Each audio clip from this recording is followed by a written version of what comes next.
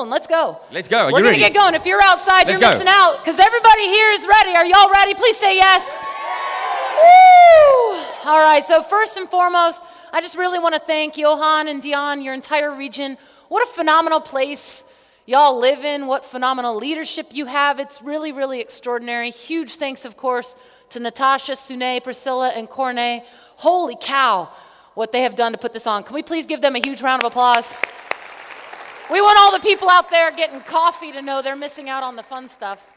I also just want to take a minute and thank my it's amazing to say colleagues, my colleagues and mentors, Kara and Anna, and especially Monica. Thank you so much for being here. I love y'all. Thank you.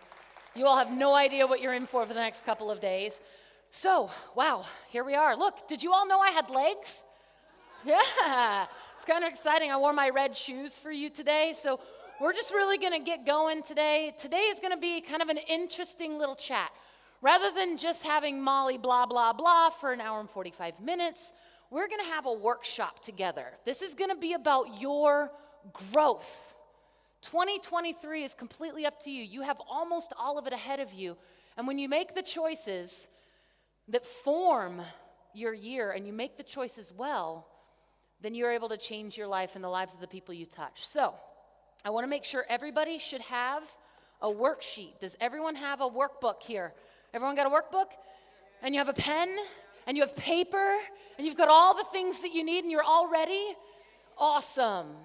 Then just put your name at the top of this paper in case you forget who you are anytime during this presentation. We want to make sure you're good there. And we're just going to get going. All right.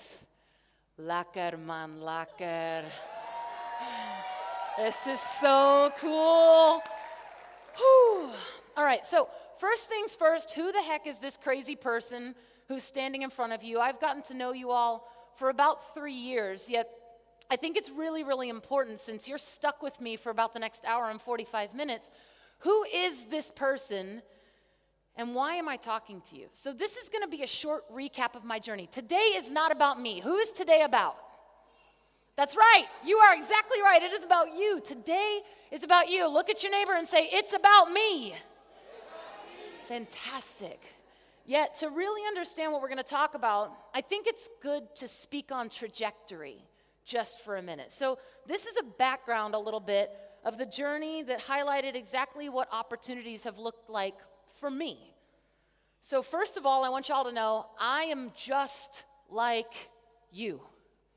Exactly like you. I have the drive, I have the hope of being incredibly successful, of being a winner, of creating something special. I had it 17 years ago when I started in the real estate industry, and I still have it, probably even stronger today. I got my real estate license in 2005. My dad warned me that it was a dog-eat-dog world, and I'd better have some money saved up, at least 6 months of income. So he said, before you quit your real job, make sure you save up, because this is a grind.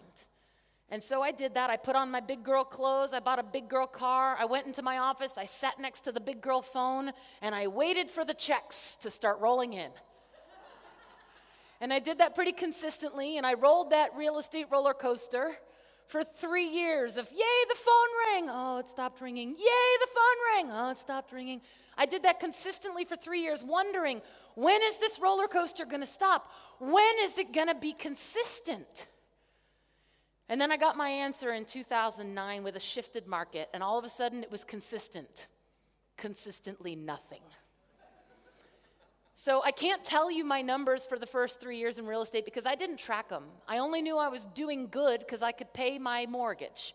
I only knew I was doing fine because things were fine. And then I went 6 months without what? A paycheck, money. It's important, right? So that's when I decided, with the help of a new class at the time called Bold. Can I hear it for some Bold? What's up? Yes. I learned then I couldn't wing it anymore. I had to be done winging it. I needed to get serious about what I was learning, apply what I was learning. I'm going to talk today a lot about the application of what we learn. You can be really, really bad at application at first, as long as you keep doing it. So that's what I did. I began to actively and purposefully lead generate, lead follow-up, go on appointments and track them, negotiate contracts and track them, and then learn what to say and how to help people. I learned to do that every single day. And after a few years, yes, you heard that right, a few years, I started getting a little traction. Yet I realized that with about 30 transactions closed a year, I was hitting my natural ceiling of achievement, like really hard, like every single year. And so that's when I decided to start listening to what I'd learned, applying it, and then using this word. The word is better. How do I apply it better? So in 2011, I teamed up with Matt Tavener. He's that good-looking guy on the right there next to me on the bottom. And he and I, we decided to hire a MAPS coach. And that was a big, big deal for us. Yes, I agree, right? We went from 55 transactions in our first year. The year we hired a MAPS coach, we set a ridiculous goal. We're like, we're going to double our business, yeah! And we did it. We closed 111 transactions in that first year with a MAPS coach, yep. It was pretty good. And then in 2013, we did pretty great. We got a little cocky in 2014. We got complacent. How many of you have ever gotten real comfortable? Yeah, you're like, oh, this feels good. And we did almost the exact same. We did 114 transactions that year. And did that feel good? Please say yes. It did, yet our MAPS coach asked us an important question. She said, do you want to be just like this forever? Or do you want to be better? And she said, there's no judgment. Not everybody wants to do 200 units or 50 units or 25 units. It doesn't matter. It's as long as you're paying attention to what your goals are. So with a new plan, we decided on better, and we applied different skills. In 2015, Matt, myself, and our buyer's agent, Samantha, closed 176 transactions, just the three of us. It was a big year. I was tired. And all of a sudden, we began to really understand leverage. We really began to understand at the highest level what it means to follow the doggone model. Holy cow. And so then we set out with the assistance of leverage to be the first team in our market center to close over 200 transactions. And at the end of that year, we closed a very exciting and very heartbreaking 199 transactions. Ugh. I know, I almost bought a house just to be like, yeah, I did it, right? The point, though, is that we put our heads down. We didn't say, oh, man, we didn't make it. This is such a bummer. We said, holy cow, that works. Following the model and applying the leverage stinking works. So we did it again the next year, and that year we closed 237 transactions, being the first team in our market center to close over 200, and we've never looked back. Right? So thank you. That's really sweet. I don't tell you this, man, y'all, there's teams in the States, as you know, they close thousands of transactions a year. This isn't about bragging or comparing. This is literally just to show you that with the application of purpose and models and systems, you can choose your own trajectory. And that's what today is going to be about. Because I started my real estate journey just like you did, just like Gary Keller did, just like Monica did, with absolutely nothing. Everybody starts with 0 closings, am I right? Everybody. And when we're not talking about just transactions, we're talking about what we know. What's our knowledge? I knew nothing at the beginning. And frankly, so did Gary Keller. Everything you succeed with in this business will come from what you learn and how you apply it. My growth in this business truly took off in 2009 with the willingness, it's a big word today, the willingness to learn every day and the commitment to change and stay uncomfortable. Y'all, the key is being uncomfortable. In 17 years on this journey, I've barely been comfortable. In fact, the times I can remember being comfortable are the times I remember being my least productive. It's an interesting thing to look at. So since all this time, I've gotten out of the daily production with my team. I've become an instructor, a MAPS coach, a speaker, and I credit all that to Keller Williams teaching me how to become a lifelong learner, how to never, ever stop applying that learn. And that's why we're going to workshop today. We're going to workshop on the things that have been the biggest helpers to move so many upward in their own trajectory. Things that had I learned them earlier, and actually I'm going to change that, not learned them earlier, applied them earlier. Gary told me, like, a lot. I just didn't make the choices. If I had applied them earlier, it may have increased my upward trajectory exponentially. So, that's enough about me. Thank y'all for listening. This is now going to be the beginning of our workshop, and we're going to start with something fun here. We're going to start with story time. This is a quick story from a book called U Squared. We Bold coaches tell this story at the beginning of Bold in step 1 every single time, and I think you're going to see why. Y'all ready for story time? You got your juice boxes? You're all ready? Okay, perfect. All right, this is called A True Story. I'm sitting in a quiet room at the Millcroft Inn, a peaceful little place hidden back among the pine trees about an hour out of Toronto. It's just past noon, late July, and I'm listening to the desperate sounds of a life or death struggle going on just a few feet away. There's a small fly burning out the last of its short life's energies in a futile attempt to fly through the glass of a window pane. The whining wings tell the poignant story of the fly's strategy. Try harder, but it's not working. The frenzied effort offers no hope for survival. Ironically, the struggle is part of the trap. It is impossible for the fly to try hard enough to succeed at breaking through the glass. Nevertheless, this little insect has staked its life on reaching its goal through raw effort and determination. The fly is doomed. It will die there on that windowsill. Across the room, 10 steps away, the door is open. 10 seconds of flying time, and this small creature could reach the outside world it seeks. With only a fraction of the effort now being wasted, it could be free of the self-imposed trap. The breakthrough possibility is there. It would be so easy. Why doesn't the fly try another approach? Something dramatically different. How did it get so locked in on the idea that this particular route, this determined effort, offers the most promise for success? What logic is there in continuing until death to seek a breakthrough with more of the same? No doubt this approach makes sense to the fly. Regrettably, it's an idea that will kill. Trying harder isn't necessarily the solution to achieving more. It may not offer any real promise for getting what you want out of life. Sometimes, in fact, it's a big part of the problem. If you stake your hopes for a breakthrough on trying harder than ever, you may kill your chances for success. Whoa. Yeah. That's Price Pritchard. Price Pritchard's a wonderful author. So many agents die in this business because, like the fly, they can't seem to grasp that they are in control of the choices and the actions they make.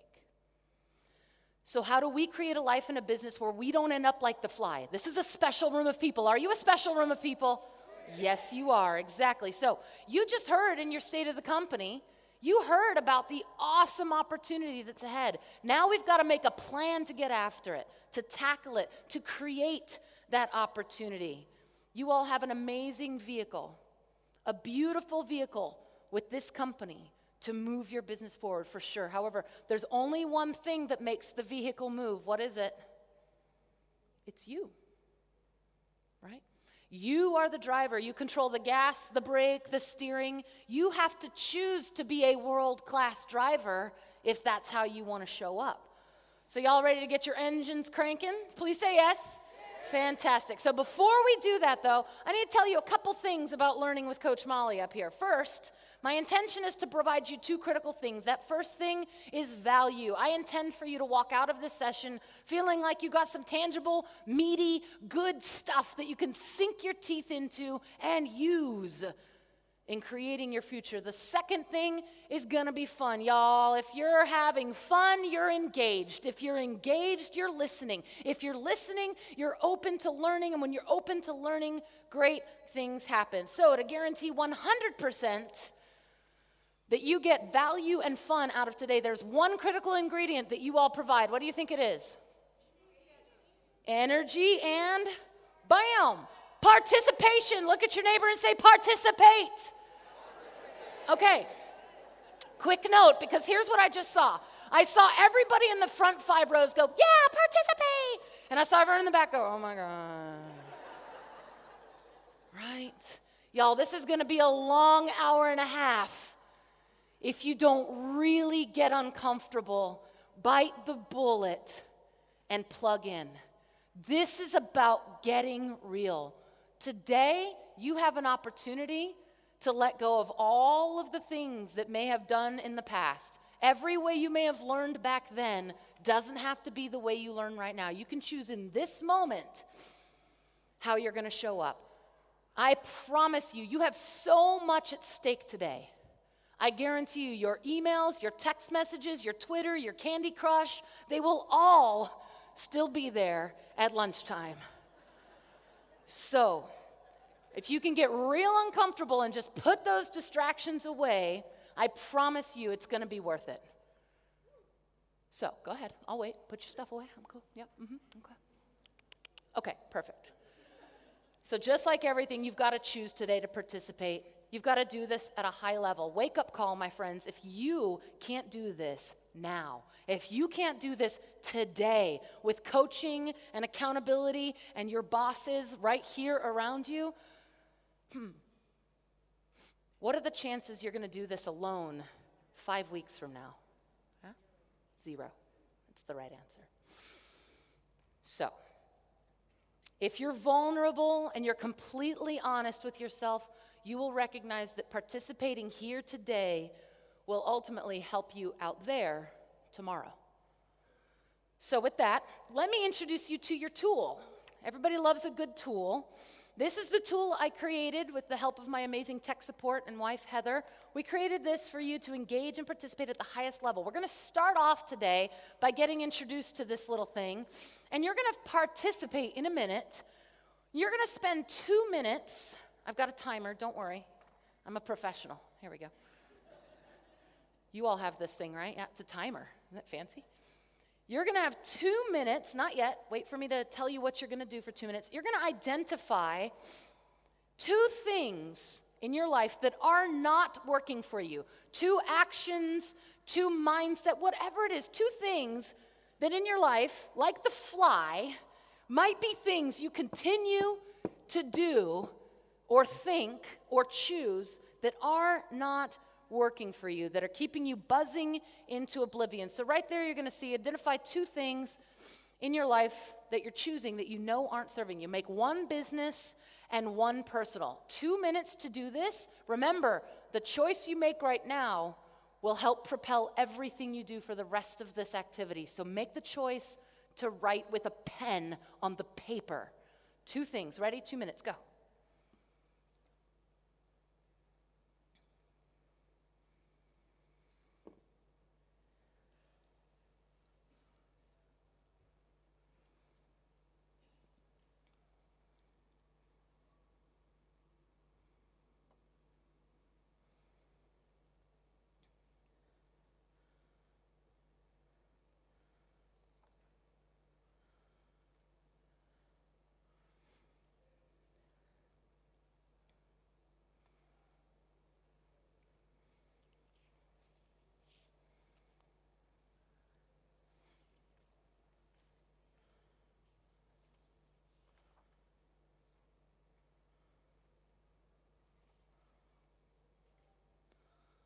You're doing great. You've got about 1 minute left. If you've already filled out both of yours, just keep reading them over and over. I want you to start thinking about what these actions, what these choices do in your world.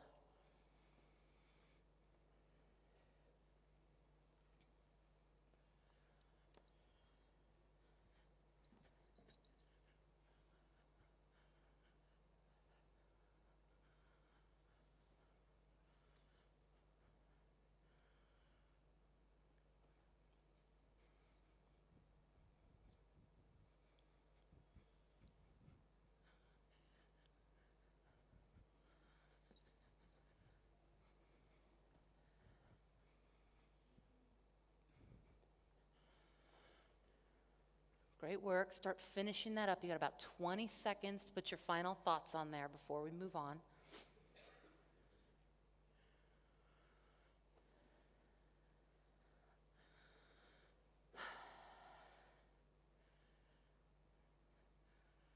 First of all, thank you for being vulnerable. I know that for some of us, writing that down and actually looking at it is like, it's a little gut punch. For some of us, we may have thought something and we know it's the thing and it's so big that we weren't even able to write it down yet, and that's okay. Every one of us is on a journey. And being on a journey that grows you is being on a journey that keeps you uncomfortable. So y'all ready to get real uncomfortable? We're doing it anyway, so you might as well say yes. So, if it's uncomfortable, it's growth. Today's participation is really going to be important. You're going to be asked to have some radical, vulnerable honesty with each other today. So what you're going to do next is with a partner, you're going to pick one of the things, or both if you have time, and you're going to talk to your partner about these choices you make. You're going to talk for a whole 3 minutes. Your job as the person sharing is just to get comfortable saying it out loud. Talk through it for a full 3 minutes. Don't start yet. The partner's job, hold on, don't start yet. The partner's job is just to what? Just listen. You're not here to fix it. You're not here to coach it. You're not here to be like, oh, I've got a great idea. You're just here to listen. Maybe ask questions. If they're having trouble keeping it going for 3 minutes, see if you can help pull them along. This is a partnership, and you're going to learn from each other. Now, in a minute, you're going to choose a partner. It's very likely that partner will be your partner for many activities for the rest of the day, so choose wisely. All right? If you are in a group of 3, stand up as the one person, and maybe we can make some matches. We're like matchmakers up here, right? It's really going to be most powerful if you have a one-on-one partner. Everyone clear on the instructions? Then I'm going to give you 30 quick seconds to first get a partner. Do not start your conversation yet. 30 seconds to do what? Get a partner first. 30 seconds, go. I'm timing you. Find your partner, introduce yourself, say hello, pass around some high fives, a little sparkle, fingers. Make sure you have a partner. If you see someone standing up, they could be a great partner. Who needs a partner? Who needs a partner? Do you need a partner? No, you've got a partner? I don't see. Who's your partner? Who's your partner? I'm right here. I'm a coach. Hey, I think she needs a partner. Hey, partner. Partner right there. Right there. All right. 1, 2, 3. Shh. Yeah, go talk to her. That's perfect. All right, so I've got my handy dandy timer here. The first person is now going to share what you wrote. You're just going to talk through it. There's no form to this. Just start talking. The freedom will come in being open, honest, and vulnerable about your dialogue. Everyone clear? 3 minutes. One person's talking. The other is just listening, maybe asking questions. Ready, set, go.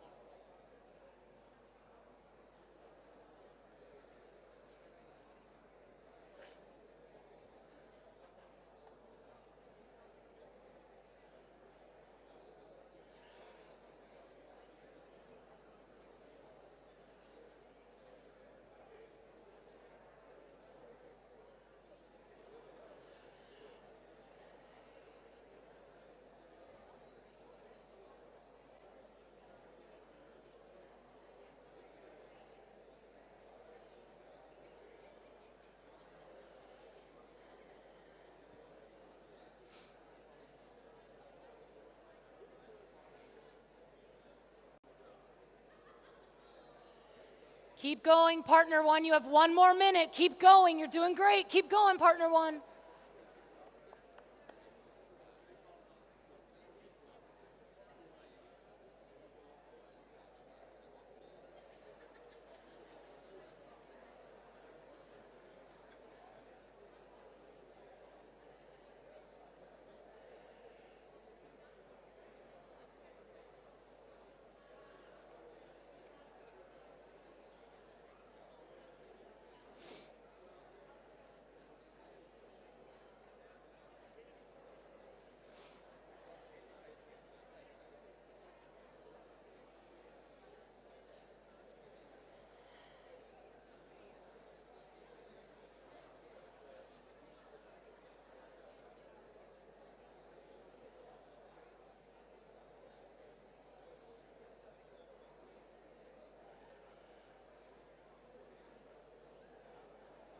All right, everyone. 1, 2, 3. Shh.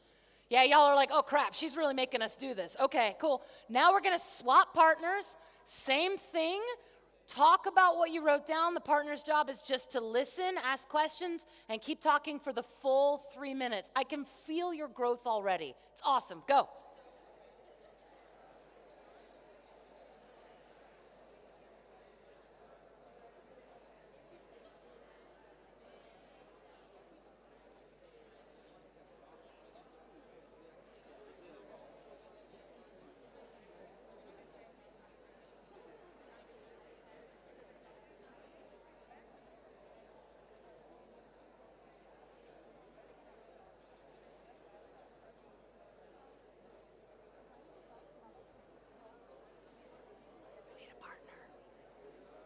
We need to find you a partner. We'll find you.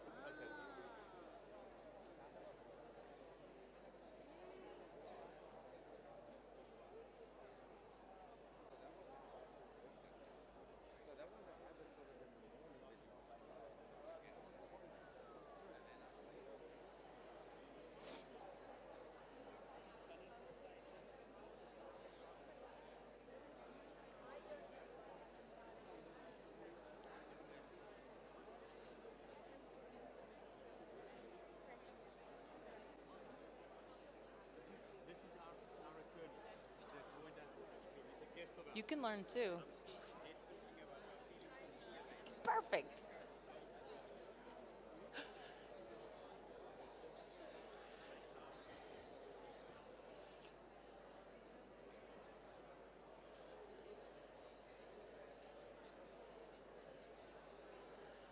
About 1 more minute. Keep talking.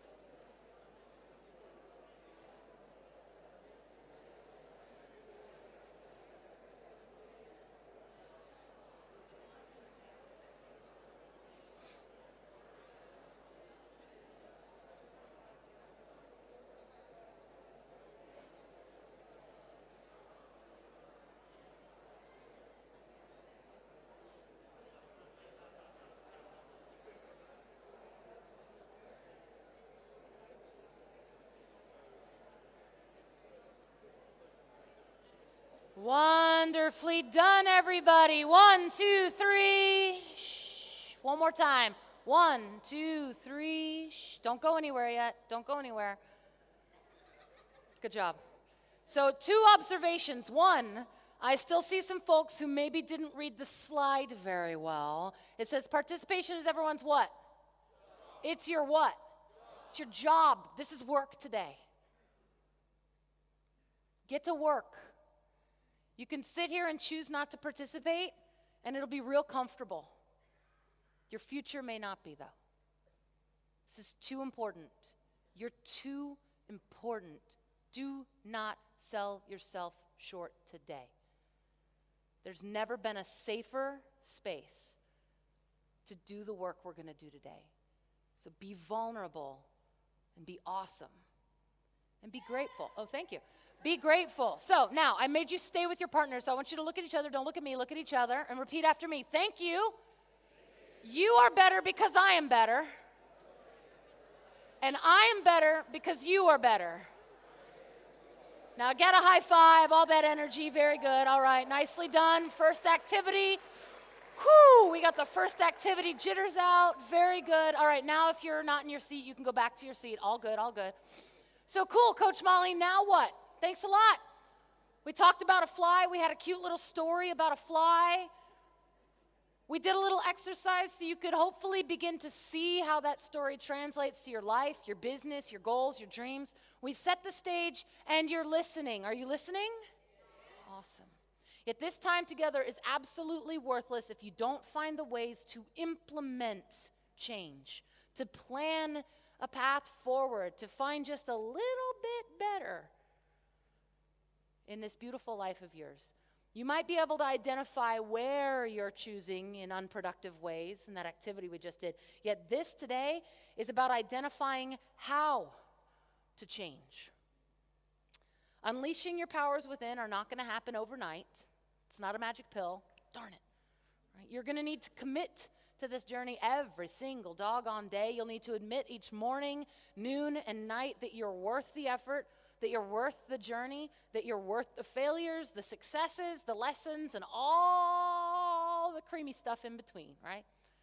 Gary teaches us in Quantum Leap that it's these teeny tiny, seemingly insignificant choices that end up compounding into the greatest successes and wins of our lifetimes.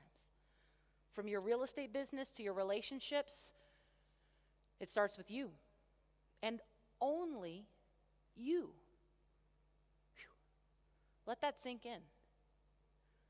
This journey is really up to only you. And in a lot of ways, I realize that can seem a bit daunting, especially if you're worried about any past results or any past actions or any past behaviors that maybe have held you back. Yet, let's stay in the positive for now. I'm a bold coach after all, right? We got to keep that mindset fresh. And let's think in this present moment about how actually freeing that is, that it's just you.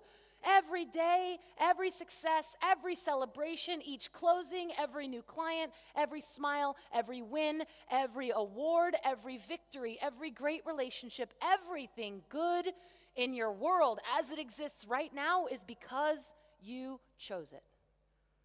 That's pretty good news, y'all. So, the key to this day, this lesson, making the impact on your 2023 ahead is this. You've got to learn better. You must learn how to choose the right things more often. That's it. That's literally it. The whole secret to immense success is right there. Choose better more. My mom's an English teacher, so I'll say it. Choose better more often, right? We've got to learn to choose better more. So in order to choose better more, we've got to implement effective change that puts us in the environment that enables us to do so. James Clear says in his book, this is one of my favorite books, Atomic Habits. He says, quote, "The central idea is to create an environment where doing the right thing is as easy as possible. Much of the battle of building better habits comes down to finding ways to reduce the friction associated with our good habits and increase the friction associated with our bad ones." He goes on to say we must prime the environment for future use.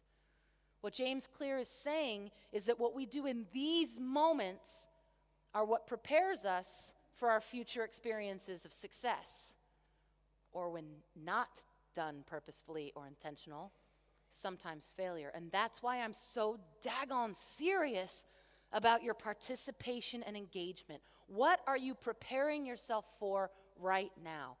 I promise your cell phone is not it. So for the action coaching portion of our time together today, we're going to explore the most basic tools for creating the environment that's going to allow you to take the opportunity ahead and truly seize it every single day. To do that, we've got to break it down into a system and a model and one that you'll follow. Gary Keller, I love this. What changed my life when Gary said that. He said, the best system for you is the one you'll use. Man, how basic is that? That's the coolest thing, right? This is not going to be a one-size-fits-all session. This is a formula for each of you to develop the system that you will use. There's going to be tips, tricks, hacks, suggestions on the ways that many successful humans, just like you, were able to create their system. And then, like Kara was saying yesterday, Nike said it first, right? Do it. Just do it. Do it. Do it. Do it. You might have something in place, right? Yet remember, today is all about ways of choosing better, more. So fail, win, succeed, dabble. Every day is going to be different. Some days are going to be great. You're going to rock it out. Some days are going to be dismal. You're going to have a tough time. Yet it must be each and every day. So let's start with tools. What tools are you currently using to plan, implement, and reflect? This is what we've got to talk about. What tools do we use to plan, implement? Ooh, that's such a good one. And then we've got to make an assessment. So, are you floating along in the wind? Just going wherever it blows you? Are you too firmly planted where you've always been? Or maybe you're comfortably rooted, or are you somewhere in between? It's hard to answer that question if you're not paying attention to where you are. So we're going to start today with a little self-assessment. You're going to see 8 questions in your worksheet. And in a minute, not now, I see you, stay with me. All those realtors are like, ooh, I'm going to start writing numbers down. It's great. No, stay with me.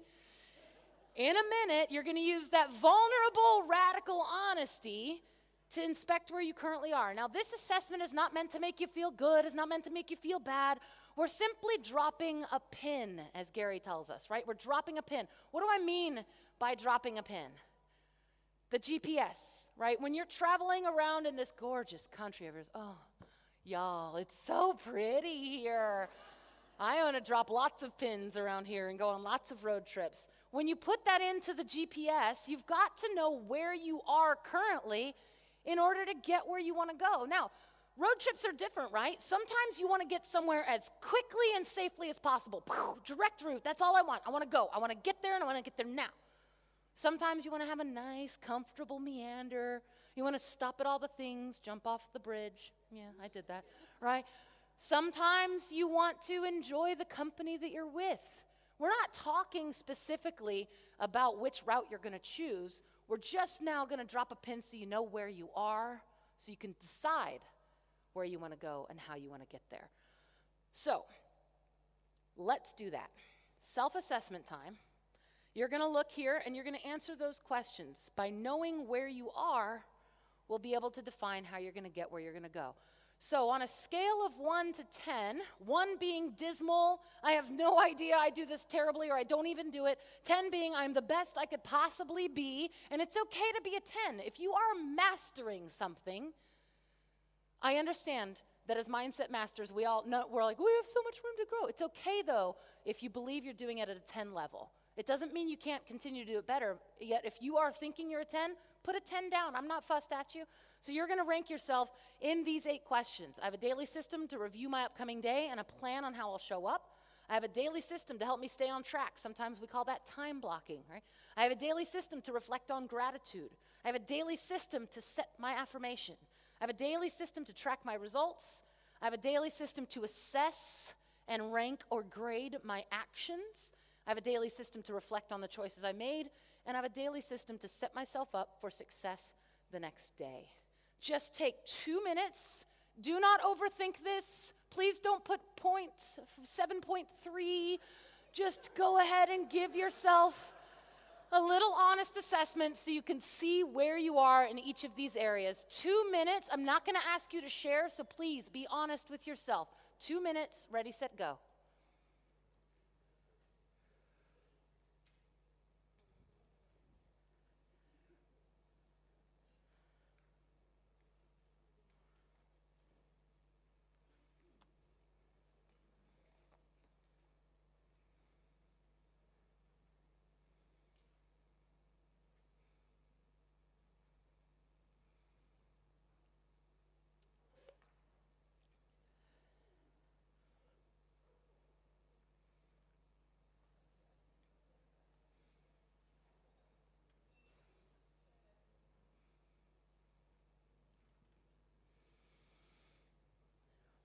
Extra credit for my speedy kids. If you want to go ahead and start putting a few notes in the margin on why you graded yourself there, that could be something that might help you later. Hint, hint, wink, wink.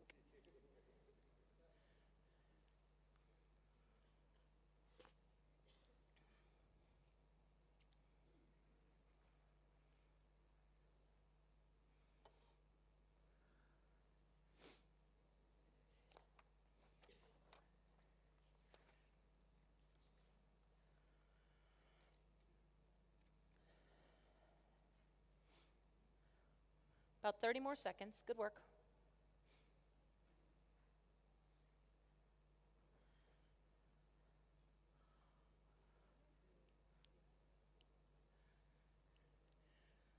Man, you're a good-looking group. I'm just going to say that.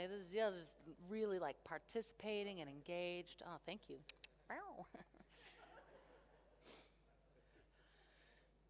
All right, so good job, good job, good job. Did anyone in the room score a 10 in all 8 areas? Raise your hand high and proud. You got a 10 in all 8 areas. Woo!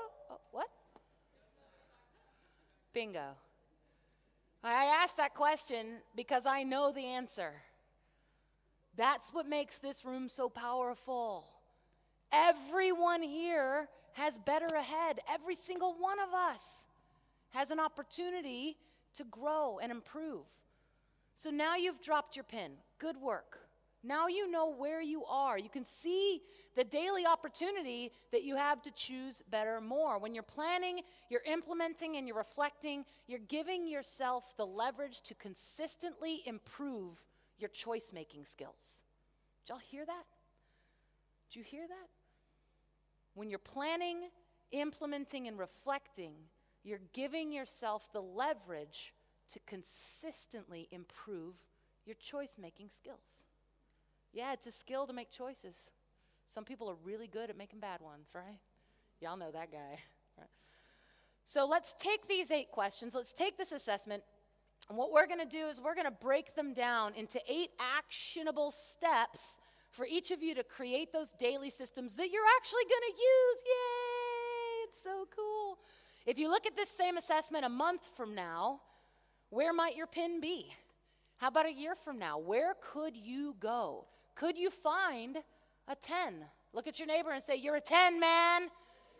It's true. Everyone in here can be a 10. So let's get to work. Flip on your workbooks to page 2, and let's get this game plan going. First and foremost, number 1, review my upcoming day and plan how I'll show up. Ooh! Every morning when you wake up, you're given a choice. You're gifted an opportunity. My really good friend and the president of Bold says, you know who that is, Dusty? Y'all know Dusty. I'm going to do my best Dusty impression. He says, "Man, when your feet hit the floor in the morning, you're given a choice." Was that pretty good? That was pretty good, right? You can choose to say, "Crap, I'm up." Or you can choose to be a person of intention, and when your feet hit the floor in the morning, the world says, "Crap, they're up." Right? What are you choosing the minute your eyes open? I love Monica says, "Man, I'm on this side of the dirt." Doesn't get much better than that when you wake up, does it? Right? We all have an opportunity. Dusty says, "Get up, let the light in, and get to work creating your life." The first thing productive people do when they wake up in the morning is get immediately into their own system for starting a successful day. They don't grab their phone and scroll through the news. They don't grab their phone and scroll through their emails. Who emailed me at 2:30? I'm sure it was important, 2:30 in the morning, right? Ooh, something new for sale. Ooh, Netflix release, right? They don't accidentally get distracted by inconsequential things. They purposefully get to work reviewing what's ahead, and they plan how they're going to show up for the day. For many successful people, this is time blocked as a calendar review. This is a mental preparation for the day ahead and a plan for how to tackle it well. Successful people think about ways to be on time and present given their upcoming environment and thinking about the things that are going to impact your day. In your notes section there, I put little notes in there for everybody. You'll see there. I want you to write this down. How will I begin each day with purpose? In your notes section under number 1, write that down. How will I begin each day with purpose?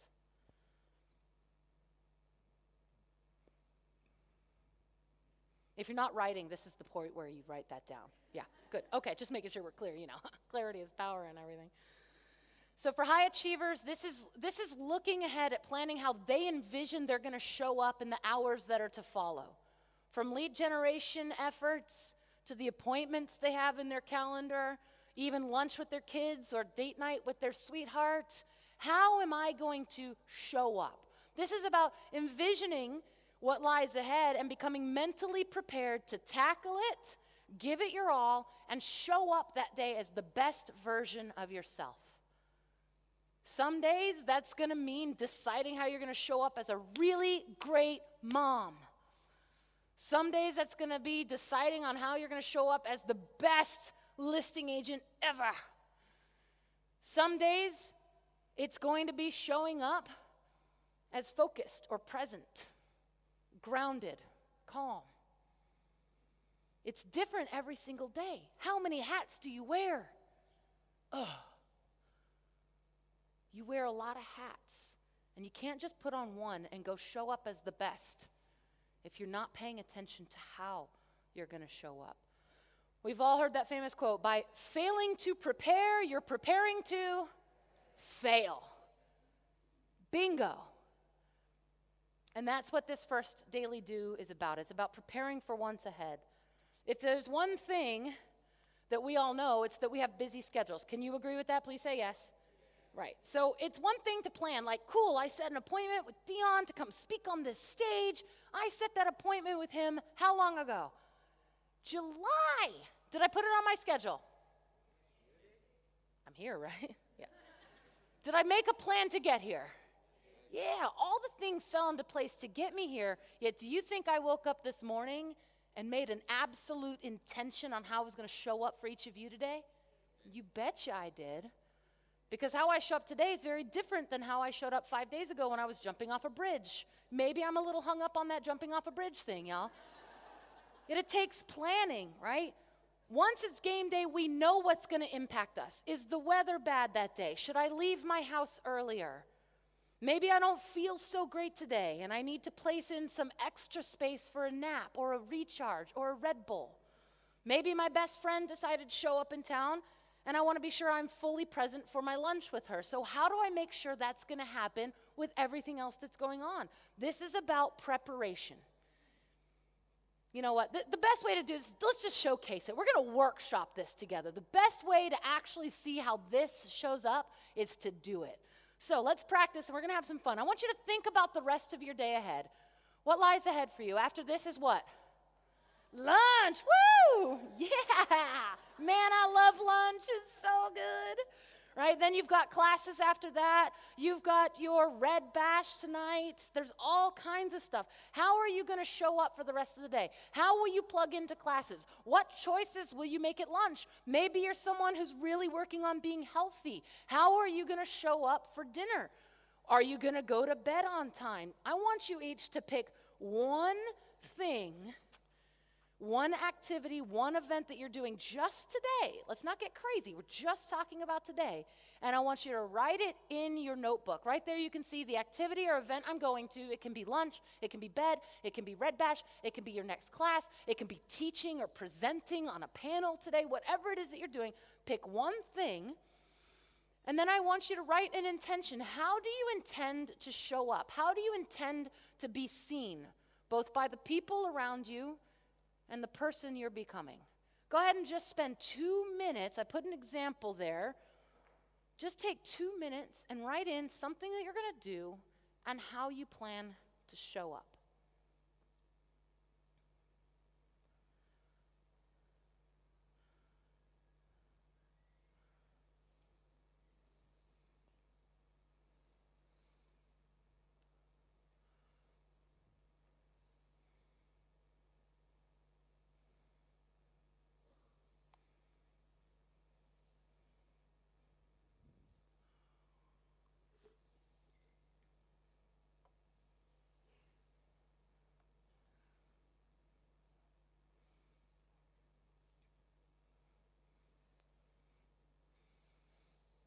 Some of y'all are like, man, Molly's I want to eat the dessert. Now I put down I'm not going to eat the dessert.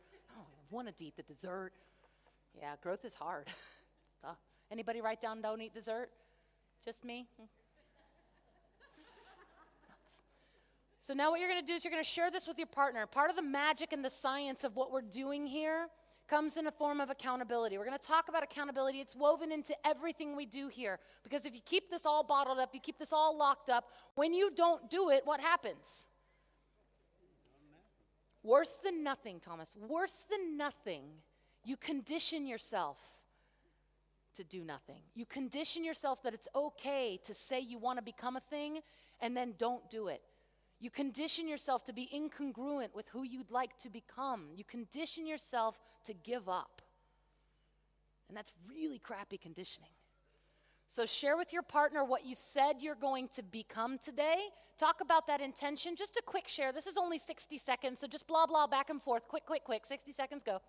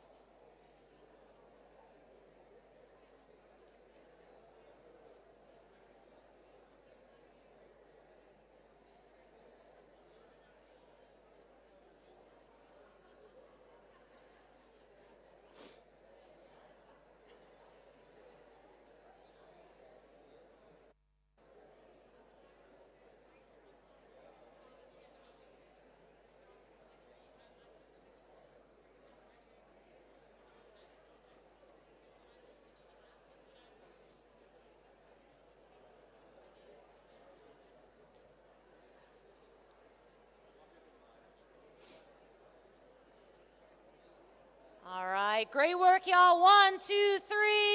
Shh.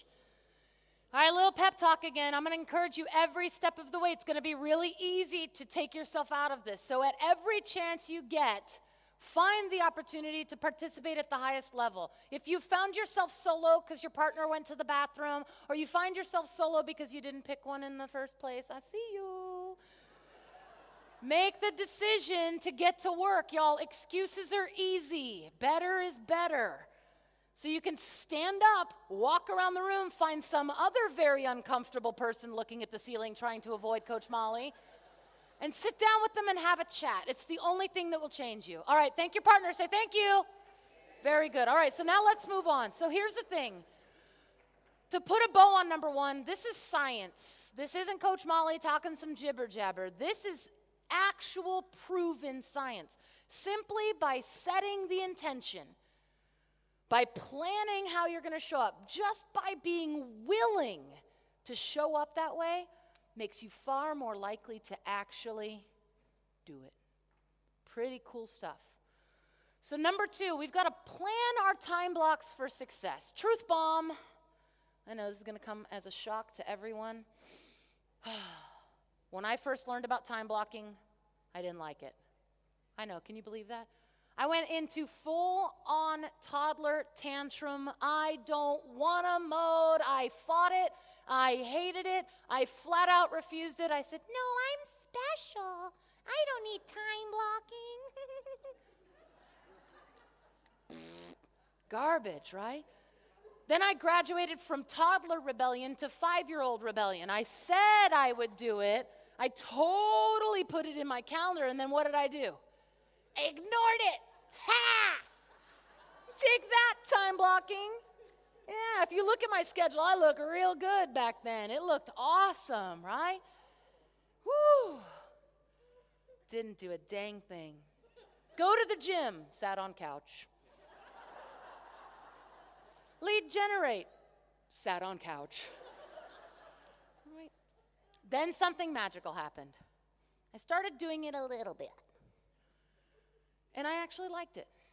It was like my greatest fear of feeling trapped and constricted started to show up as the truth and the understanding that the true meaning of freedom and flexibility is knowing what you're supposed to do and when you're supposed to be doing it. Oh, man. By knowing exactly what I was supposed to be doing when I'm supposed to be doing it, I found this new version of freedom. Put this in your notes. Time blocking and calendar organization, time blocking and calendar organization equals freedom and flexibility. Time blocking And calendar organization equals freedom and flexibility. Man, when you know what you're supposed to do, when you're supposed to be doing it, you can actually feel free during your free time because it's what you're supposed to be doing. It's awesome. Now, full disclosure, I was pretty terrible at implementing and sticking to it completely at first, right? I would time block for the lead generation, and instead of totally skipping it, I would go in, and I would sit down, and I would pull the things up, and I would really, really want to, and then someone would walk by my office, and I'd be like, hey, girl, we should talk. Oh, my gosh, did you see the thing? Did we do the thing? Bah, bah, bah, bah, bah. Right? I started kind of like that, and then, oh, yeah, okay. I'm supposed to go to the gym, but then I would have that excuse, that really great reason not to go because something else so important showed up and I really should do the other thing, right? So in the beginning, it wasn't great. But then the next step in my growth happened. I got sick of being wrong. I got tired of being internally wrong. I got sick of saying I'm going to do something and then not doing it at all. I decided it was time to stop being a fraud in my business. I was out of integrity with my calendar. Are you in integrity with your calendar? It's okay. That's why we work at this. That's the word that transformed this for me. I understood that I had to work at this. This isn't going to change overnight. You're not going to wake up one day and be like, I'm a time-blocking queen. I'm amazing. I do everything I'm supposed to do when I'm supposed to do it. No. Yet, you've got to put in triggers and things that are going to help you grow. So for me, if I didn't do it or I chose something different, I physically changed it in my schedule. Like a big red marker when you're a kid in school. I physically changed it so I could see how consistent or inconsistent I was being. And then growth began to happen more and more. It was subtle at first, immeasurable at times, and then all of a sudden, it slapped me in the face. I know what to do, and by gosh, I'm doing it. My life began to flourish. I began to see results and changes and improvements in my physical health because I went to the gym. I actually went. That turns out that's key in the whole workout thing. Yeah. In my business, things changed because I did the lead generation. In my relationships, because I had the date nights. I went to the thing I said I was going to go to. I felt like I'd cracked the code, unleashed life's greatest hack, discovered the secret to eternal life. Turns out Gary's been telling us this like forever, right? If it's not in your schedule, it doesn't exist. So I workshopped and I continued to flesh out my ideal day. As we know from the one thing, y'all, there is no such thing as a work-life balance, yet there is such a thing as being a masterful manager of the imbalance. How well are you managing the imbalance? So that's what I set out to do. I played with what an ideal week and daily schedule Monday through Sunday would look like, and I adjusted it week by week. Hours spent in the office, hours spent making money, hours spent being organized, hours spent relaxing and recharging, hours spent with my family and friends, hours spent keeping my life in order. Turns out you still got to do the laundry. Yeah. So I really, really workshopped this. I planned out my perfect day. Careful. Perfect day knowing what my goals were. If I didn't have goals, my perfect day would be laying on the beach in South Africa drinking your gorgeous wine. That time block is not going to keep me on this stage though, right?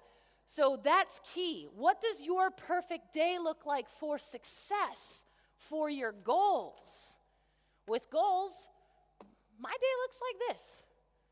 I love the miracle morning. It's a beautiful idea. 5 o'clock, nope, sleeping. Definitely sleeping at 5. However, if 5 o'clock you're up, good for you. Awesome. That's your perfect day. Whose perfect day does this belong to? Belongs to you. The whole trick is to actually do it. So now we're just going to start. Today is all about workshopping. In the States, we say it's a spitballing. We're just spitballing here. It's a brainstorm. So based on your goals, your 2023, your life by design, your business by design, let's map out your perfectly time block day. Look in your workbook.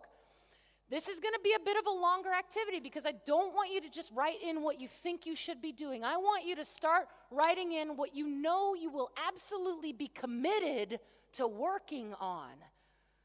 one that you'll be congruent with so you don't show up like a fraud. I don't want you 3 weeks from now finding this on the side table, looking at it, and being like, oh yeah, I was going to start time blocking. I really want you to spend some time, 3 full minutes. This room's going to be silent because this is your day. And I want you to workshop what that day looks like. If you've got time within the 3 minutes, start writing in more specifics. I understand that we all lead generate. It's supposed to be 3 hours. Yet if you're someone who has never consistently lead generated for 3 hours, are you going to do it tomorrow? Probably not. So maybe you start with an hour.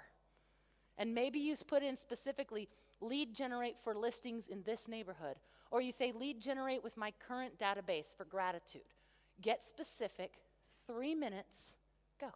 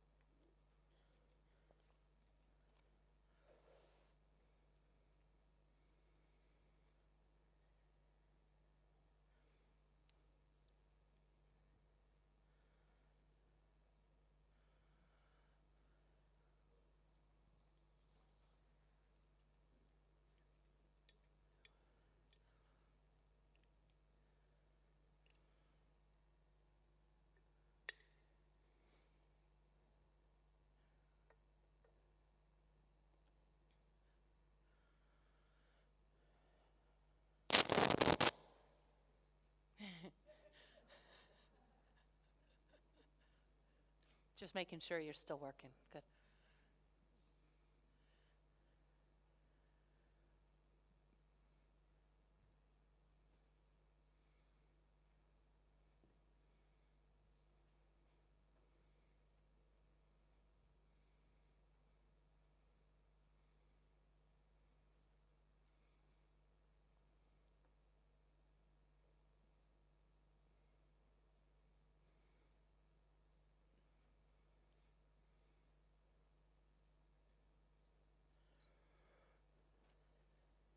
About 30 seconds. And don't worry, this isn't the end. You can keep working on it. It's okay.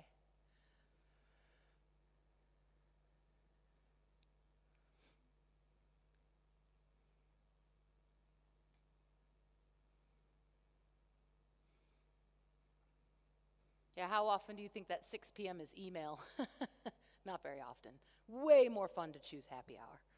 So, great work. So this isn't going to end here. I realize some of you are still kind of working on that. I want you to know that you are either in control of your schedule or you're allowing your schedule to control you.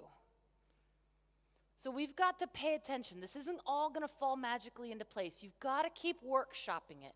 You've got to commit to assessing it every day. What worked? What didn't work? What was too long? What wasn't long enough? Frankly, am I even ever going to do this? If the answer is no, stop putting it in your schedule and figure out a way to leverage it out. If it's not something you're going to do and it should be getting done, make sure someone's doing it. The only 5 things that must be in your calendar every day are your 5 jobs. We're going to talk about them again, so don't worry about writing it down yet. You should know them. We lead generate every day. We lead follow-up every day. We go on appointments every day. We negotiate contracts every day, and we practice what to say so we can help people every day. Those 5 things are always on your calendar. So keep adjusting, keep shaping, and then find that imbalance and learn how to manage it. Number 3. Systems. Oh man, to increase my state of gratitude. The biggest life hack to happiness is right here. be rooted every single day in gratitude. It is the highest level of energy that exists in the world.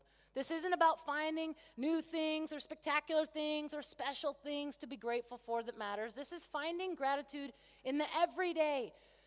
This is knowing it's okay to be grateful for cheese or lighter than usual traffic or cheese or a particularly great night of sleep or cheese or your mama or songbirds or cheese, right?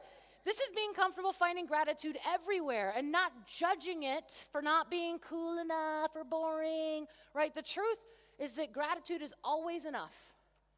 Eric Hoffer said, "The hardest arithmetic to master is that which enables us to count our blessings." Ooh. And I'm not very good at math. So paying attention to counting your blessings has got to be something that we purposefully do. This is a wonderful place to be in when you're rooted in gratitude every single day, and when you do it systematically, you're going to find it in places you didn't even realize existed. Are you finding gratitude in everything, not just the good stuff like cheese, right? Are you learning, are you conditioning yourself to find gratitude in every situation? Let me give an example. We talk about this in Bold. You plan a picnic for your very, very best friend. You know what? Forget the picnic. You plan the biggest party ever for your most favorite person in the entire universe. And your most important person in the entire universe loves to have parties outside. So you've spent months preparing for this outdoor party. You've done all of the catering. You've spent a bunch of money. The day comes, and what happens? It's raining. You got 100 people coming to this amazing party for your most favorite person, and it's raining. Are you going to be disappointed? Sure. Is it okay to feel emotions like sadness, disappointment, anger, and frustration? Yeah. So here's the key, though. You're understandably disappointed, and then you have a choice. This is called choice gratitude.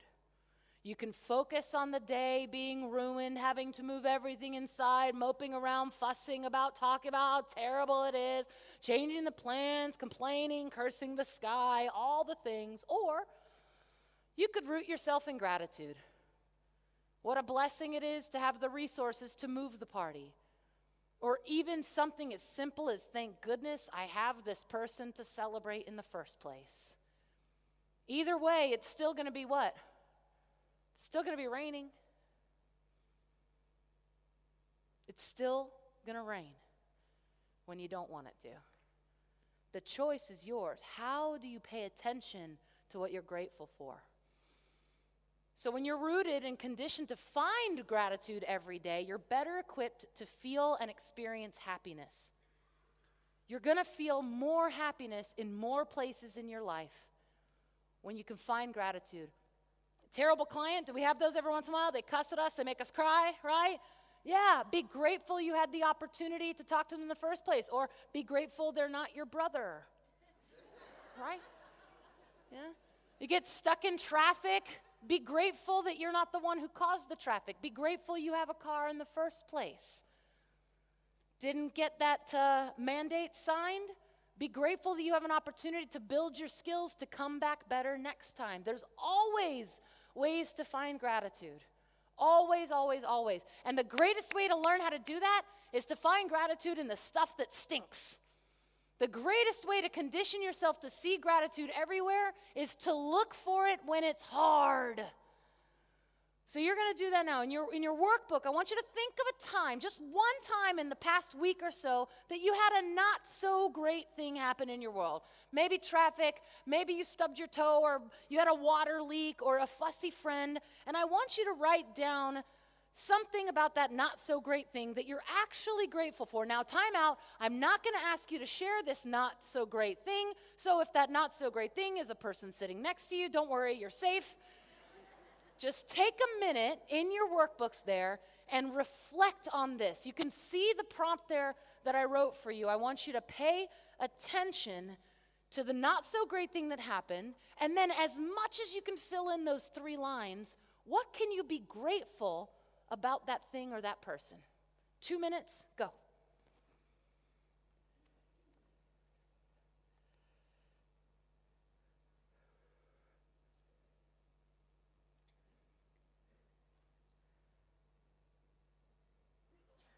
Bless you.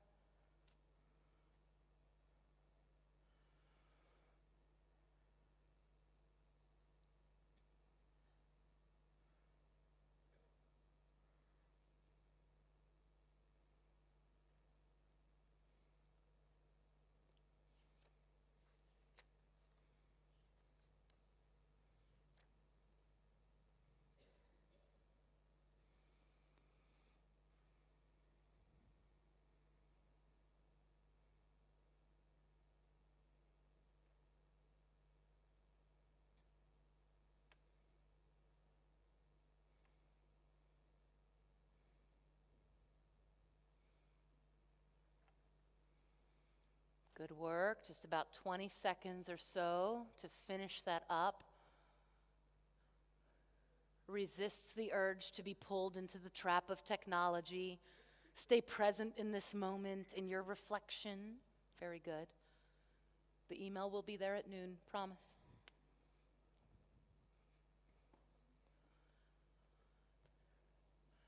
So what you're doing now, what you've just practiced, this is called reframing. This is called reframing. We love teaching this in Bold. Kara and I always love this step because we get to begin to teach people how to reframe, retrain, recondition our brains to tune into the positive. This is a manual adjustment to your automatic thinking style. We're conditioned to find negativity in negative situations. It makes sense. It's how we're wired. Don't blame yourself. It's okay. Yet we're happier, more productive, and generally better humans when we recondition, manually reframe, recondition ourselves to be tuned in to gratitude. This is a massive, massive undertaking and a beautiful gift that will change your life and, super most importantly, the lives of the people around you. It takes work, it takes practice, and it takes consistent application. And I promise you, this will be the greatest work you ever do. So let's move to number 4. Woo, home stretch here, y'all. Woo! Daily affirmations based on my do and my how. Yeehaw! It is possible that you're someone in the audience who's believed in affirmations and you've used them in your professional and personal advantage for years now. Or you could be someone who has not believed in affirmations and they have still been working, maybe against you, in your professional and personal life for years. So what I mean here is that words of affirmation are either planned, calculated, and helpful. I can do this, I'm in control, I'm awesome. Or they're old, conditioned, habitual ways of thinking that are not so helpful. I can't do this, I'm going to die, this is terrible, I'm not good at speaking, whatever it is. The way you think has a direct impact on the actions you take. Did you hear that? The way you think has a direct impact on the actions you take. So if you're affirming, I cannot, that could be manifesting into procrastination, anxiety, and potentially paralyzing you from taking the actions you know you need to take. Because affirmations are there all the time, my friends. The key to understanding them is knowing how they work. So like all great tools, you can use it constantly and to your advantage. Affirmations are like an internal desire with conviction, right? It's like you have this internal wish or you want to become this thing, yet you're going to make a plan to go do it. It's almost future pacing the better that you're going to do more often. Right? How are you future pacing who you're becoming? What stories are you telling yourself and what actions are you getting into because of the stories? Y'all, if we're going to tell stories, we might as well tell good stories. Am I right? Stop telling crappy stories about yourself. Stop it. Affirmations are a way to manually tune in great story writing. Now, there's a couple of rules about affirmations that are going to make the most useful tool rather than just so-so. So let's start first with an activity. I'm going to coach you through an affirmation. This is going to give you the opportunity to see how they work, and then we're going to go into doing our own. So I'm going to ask you to trust me. Do you trust me?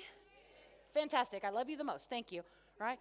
Trust me, and just for a second, not long, I promise, I'll tell you when, I want you to close your eyes. Everyone just close your eyes. Remember, you promised yourself you'd participate, so if your eyes are open, shame on you. Close those eyes, right? Okay, now I just want you to keep your eyes closed and begin to focus only on the sound of my voice and the words I'm speaking. In fact, just start silently repeating what I'm saying inside your own brain. Don't say it out loud. Just be a parrot of my own voice inside your own mind. As I'm speaking, you're just repeating the words right back to yourself. Keep doing it. Keep doing it. Are you doing it? Yes, Molly, I'm doing it. Good. Okay, now you're in practice, so I'm going to do this coached affirmation. Keep parroting. Keep repeating. Here I go. I want you to repeat it exactly as I say it. I participate fully today. Today is the day that I choose to go all in. I participate in activities, and I stay fully engaged in my learning. I'm a great learner. I'm a great participant. Awesome. Now open your eyes. Do you feel more focused? Do you feel engaged? Now the question is, do you believe yourself? How will this thought now change how you actually participate? So let's look at the 3 Ps. Look in your material here. You're going to see under number 4 that affirmations have some rules. They must first be powerful. Powerful is meaningful. They're indicating that you're going to take action on it. So they've got to be powerful. They've got to be purposeful. That is specific to an upcoming task or goal. What's the purpose of affirming this thing in this moment? And then they must be present tense. No, I will or I can.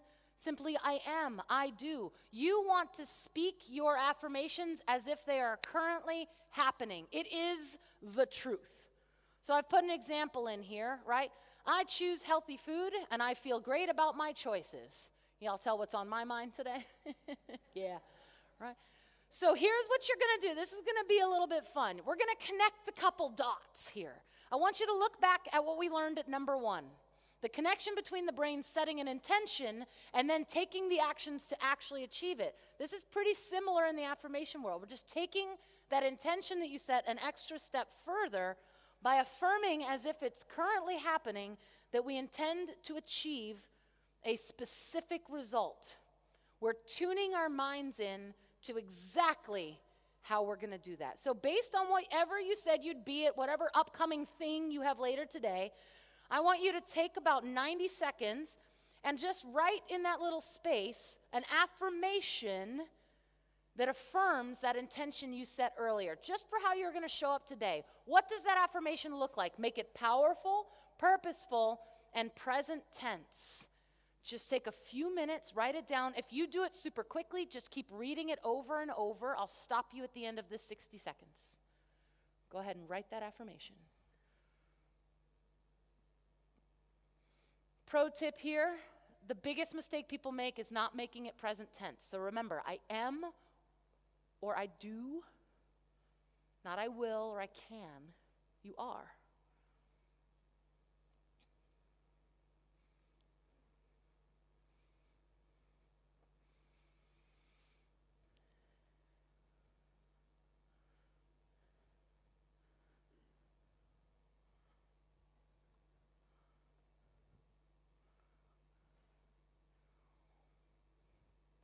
Once you've finished writing your affirmation, if you can put your eyes on me, that would be helpful. This is an activity, so I want to make sure that I don't move on before everybody's got something written down. Spoiler alert, I'm going to make you say it, so might as well write something down. Otherwise, your partner will be very disappointed. Yeah, good. Cool. 15 more seconds. It doesn't have to be Shakespeare. Just get the words down. Good, good, good. Oh, I see a lot of eyeballs. All right. Wonderfully done. So now, this is going to be fun. Who's my bravest, boldest South African agent in the room? Who are you? Where are you? Great. Stand up. Hello. All right. What's your name? Fantastic. What's up, JJ? Let's give it up for JJ. So what JJ's going to do right now is he and I are just going to role play for you what your next activity is going to look like. The good news is this is really simple and really stinking fun. So JJ is going to tell me his affirmation, and I'm going to affirm what he told me by saying either yes you can, or yes you did, or yes you will, or whatever makes sense in the moment. Now here's the cool thing. You'll know you've done an affirmation correctly when your partner affirms it. If you say something like, I'm going to be the best real estate agent in all of South Africa. Is that present tense? Nah. Yeah. Is that powerful? Is it purposeful? So when I get a great affirmation, I'm going to full on give him exactly what he's looking for, which is someone to agree with him. So JJ, shout it to the rooftops, my friend. What you got? Okay. Beautiful. That's all right.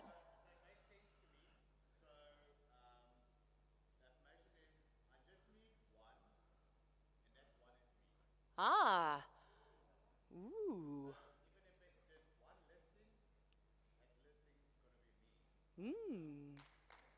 Very nice.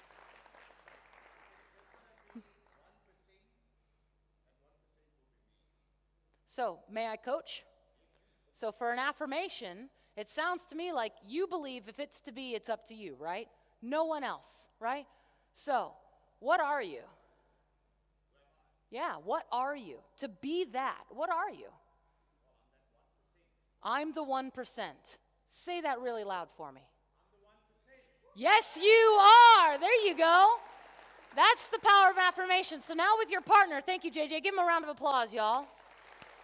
I now know that he's the 1%. I'm going to affirm that to him. I want you all to stand up, and as you go with your partners, you're going to say your affirmation. They're going to affirm that you are that thing, and then you're going to swap. When you're done, you're just going to sit down. It's that simple. It's a 60-second activity full of energy and fun. Everyone stand up, affirm each other. Ready, set, go.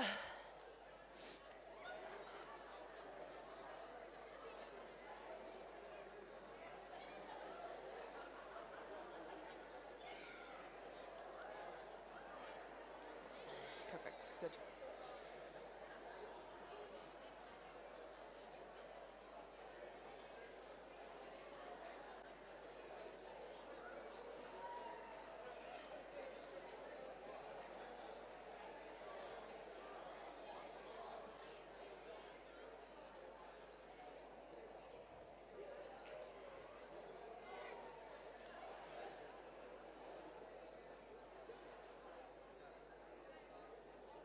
Good work, good work. Once you've affirmed each other, go ahead and have a seat.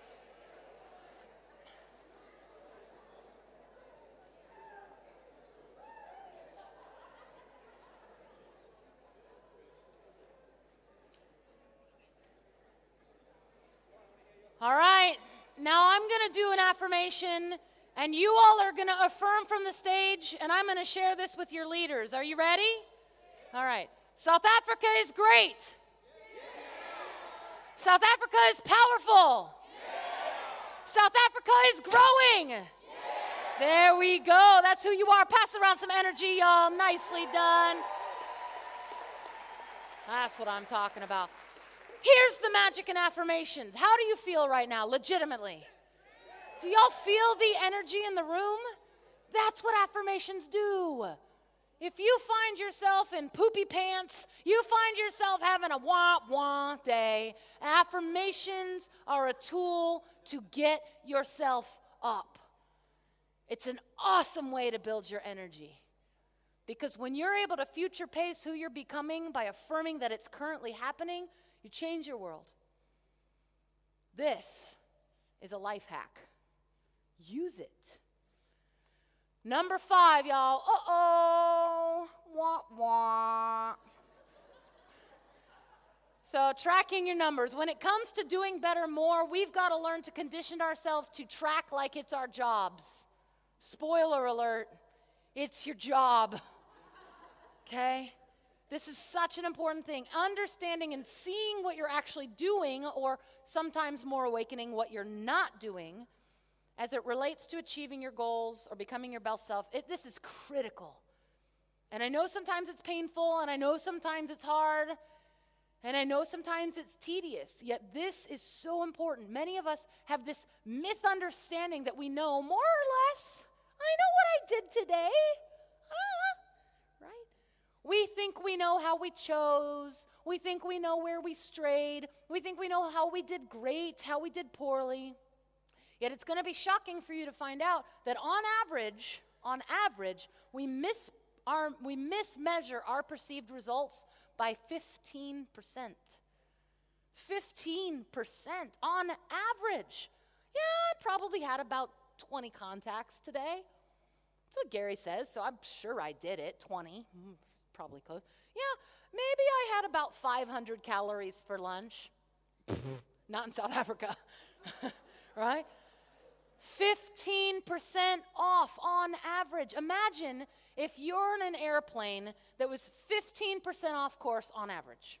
Can you imagine? You paid good money to fly to Asheville, North Carolina to come visit your friend Molly. And you planned it out, you paid the money, you decided what you're going to do when you arrive. You decided when Coach Molly's going to come get you. We've made all our plans. We've chosen everything. We've decided how it's going to go. You get on the plane, you settle in, you have your little airplane beverage, you're flying along.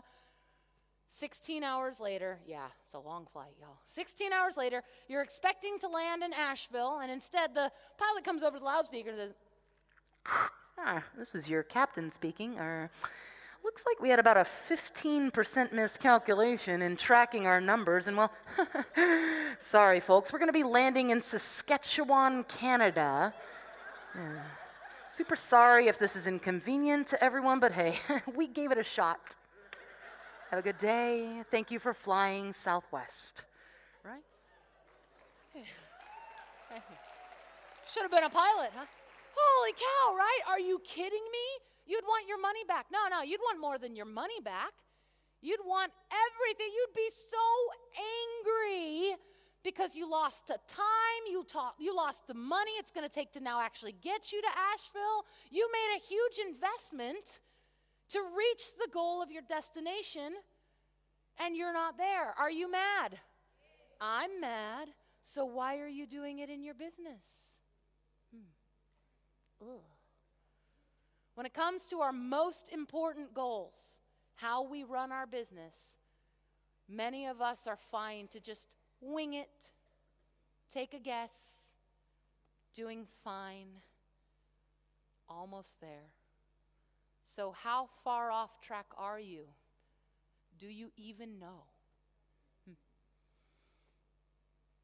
It's important. How much time and money are you having to spend constantly to get back on course? The longer you fly off course, the further from your desired destination you're getting. Now let's take our same example from our flight to South Africa to Asheville, and instead of waiting the full 16 hours, the pilot decided to check that route every 15 minutes or so. She can now see much sooner that she's off course, and what can she do? Yeah. Make an adjustment. She can make the correct adjustment. She can correct it, begin to right the wrong and fix the mistake. She can change the trajectory by being better sooner. Do you get that? You can change your trajectory by being better sooner. So write this in your notes. Overcoming a small error is far easier than spanning a massive gap. Overcoming a small error is far easier than spanning a massive gap. In our business, y'all, it's about the basics. The simplicity of knowing our numbers every single day, everything we do. Well, Coach Molly, I do so much stuff. What do I need to track? There are thousands of things, I get it, to measure. I understand. So what should we measure? Well, frankly, y'all, that depends on you. What's important to you? If you're a real estate agent in here and you have a goal to sell a certain number of houses, then I've got great news for you. It's right there in your material. There are 7, maybe 8. If you like money, there's 8 things that you should be tracking every single day. It's very simple there under number 5 as a real estate professional. Every day you're tracking how many people you reach out to. That's your dials, your door knocks, your texts, your attempts to make a connection. You're tracking your contacts. That's a two-way conversation in which you ask for business, or, of course, Gary loves us now to make sure we're having our care and gratitude conversations as well. It's appointment set. You set an appointment to earn their business. Your intention for that appointment is to earn business. We have a lot of really cool appointments where we just have coffee or we're connecting. That's cool. That's just a contact. It's not an appointment. Be careful with how you're tracking. Then number 4, how many of the appointments did we actually have? The meeting was kept. They invited me to their home, or they actually showed up at the office for the meeting. They kept that appointment. Agreed upon mandate. You signed the contract. You have an agreement to work with that person. There's a contract to engage their services, your services. 6 is contracts written. Your purchase contracts. Someone's under contract on a house. You're on your way to payday. Then your contract's closed. Cha-ching, payday. And then next level, of course, what's your profit? Are you tracking not just your GCI? Are you paying attention to your P&L? It's that simple. For my leadership in the room, your numbers to track are very similar. How many folks did I attempt to reach? How many did I actually connect with? How many of those agreed to talk to me? How many of those actually met with me? How many of those decided to say yes to being part of what we're doing here? And then how many actually did? It's real simple, right? Yet we learn in Bold, success is simple, not easy. Yeah. Creating a system where you'll do this consistently is key, because otherwise, on average, you're 15% off track. And I don't know about you, my family is more important than a 15% reduction in what I expected to be at the end of the year. So now what about the rest of your life? It's not just about real estate. That's the cool thing about tracking your numbers. What else is important for you to track every day? This is one of my favorite things to speak about, because one of the most impactful defining moments in my life came from a chat at a family reunion with John Maxwell, the father of modern leadership. He told us in a speech that he tracked just 5 things every single day. He knew emphatically that if he did these 5 things each and every single day, he'd be fulfilled and successful in his life. He calls it his rule of 5. And for John Maxwell, his things are: every day he reads, every day he files, every day he thinks, every day he asks questions, and every day he writes. That was it. But John, he says anecdotally, what about on your birthday? Every day. But John, what about on Sundays? Every day. John, what about Christmas? Every day. But John, what about when I'm sick or I'm tired? I just don't wanna. What was his answer? Every day, especially those days. So I'll never forget that talk. It absolutely changed my life. I started thinking really hard, because he said, every success I enjoy today, every success, I guarantee, comes from religiously and without fail doing my 5 things every single day. And I thought to myself, what should my 5 things be? Man, could I actually do 5 things every day, every single day? Don't fool yourselves.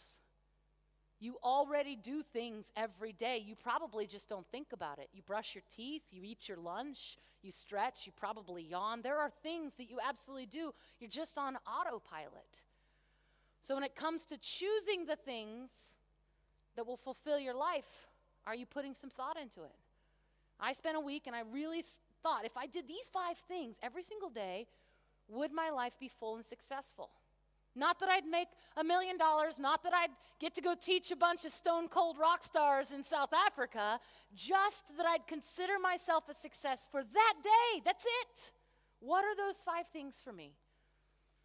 And so the cool thing is I got to work and I chose them. And so for me, my 5 things is every single day I exercise for 35 minutes. Every day I take my vitamins. Every day I journal. Every day I appreciate my wife out loud and thank her. And every day I practice written gratitude.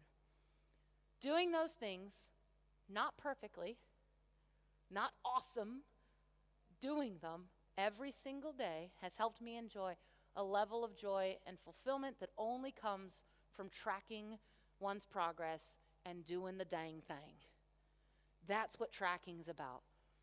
So how about you? I don't want everyone here to worry about getting it right today. We're just going to brainstorm, think, and become aware. If you were going to take a guess about your life and who you intend to be, what would you want to make sure that you did each and every day to become that person? So at the end of the day, when your head hits the pillow, you say, I'm in congruent formation with my life. I am in alignment with who I desire to be. What might those 5 things be for you, such that you know by doing them makes everything in your life better? Not easier. There's only one thing for that, right?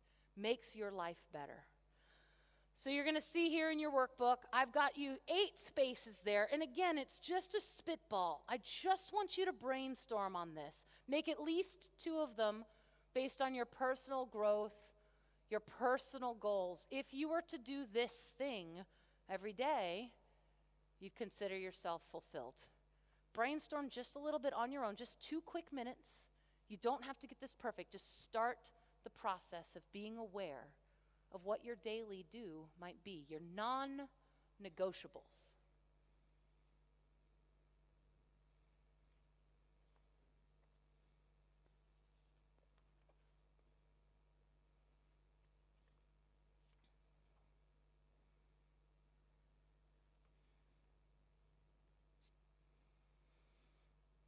There's no judgment with this activity. The only thing you need to do here is at least brainstorm it. Just write stuff down knowing that this is not set in stone. You're just having a brainstorm. Beginning to crack the code of what better looks like for you. Will yourself to write something down.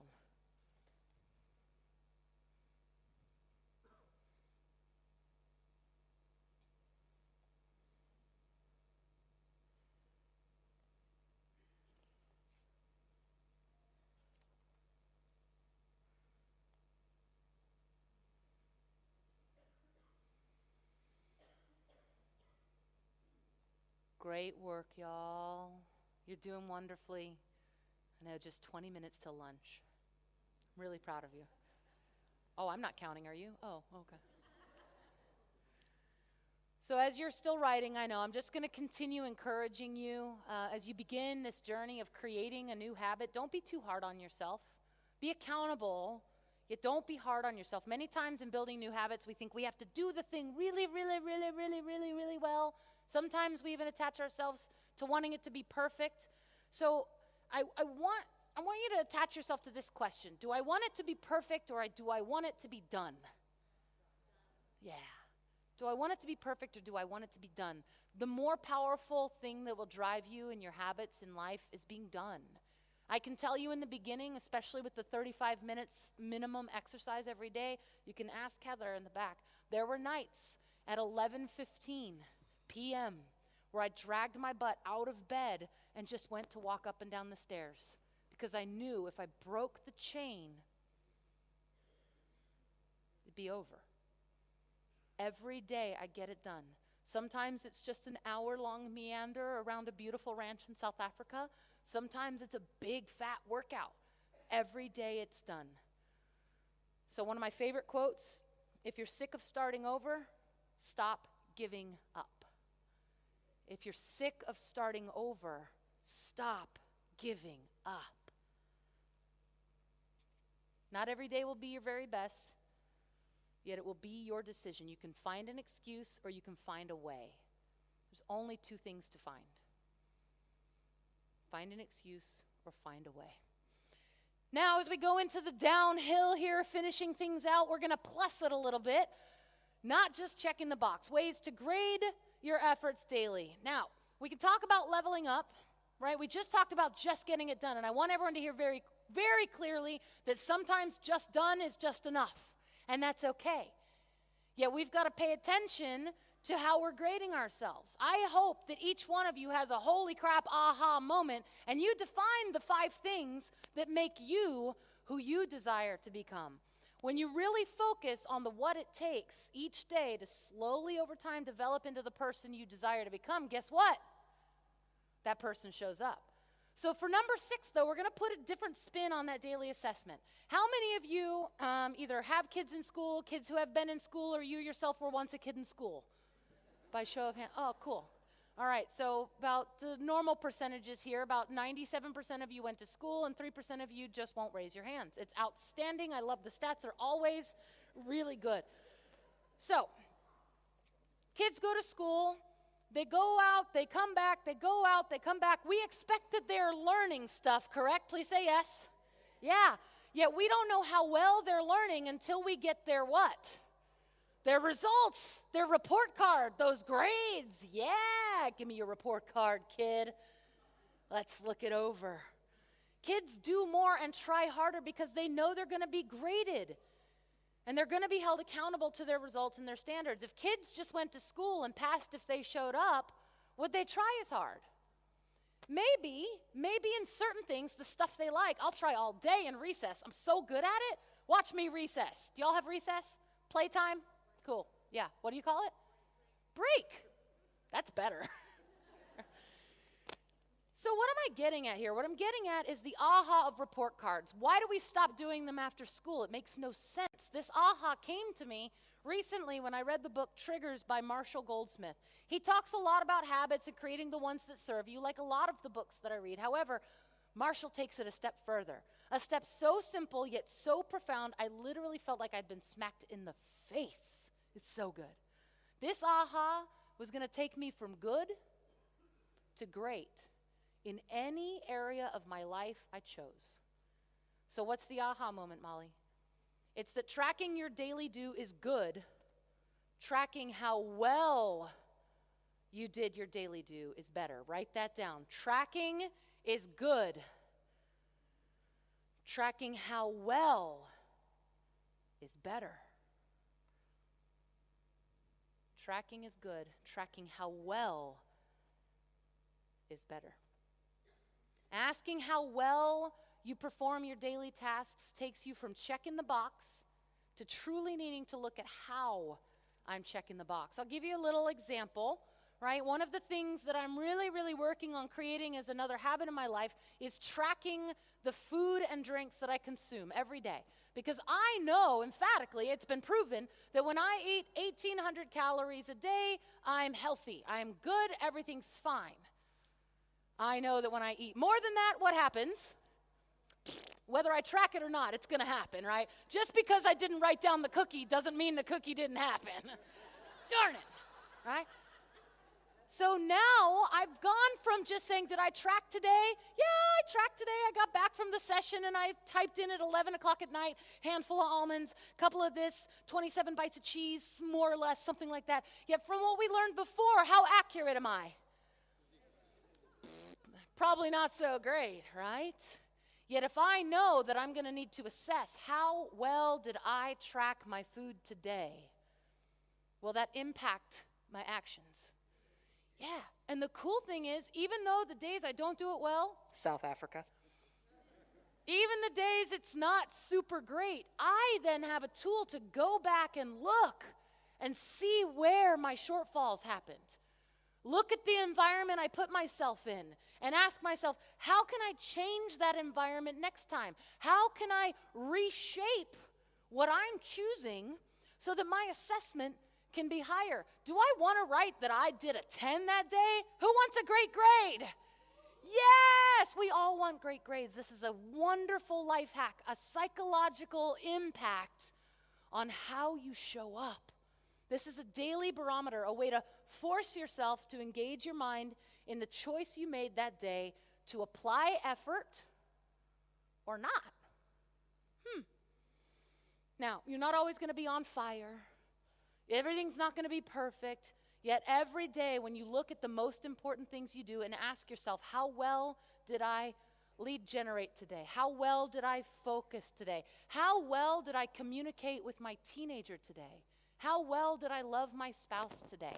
How well did I practice patience today? What's important in your world? When you can assess how well you did it, it's an absolute game changer in how well you might choose to apply effort the next day. So take a minute in your workbook. Y'all are getting used to this now as we get in the home stretch. And I want you to think about a few things that you could assess.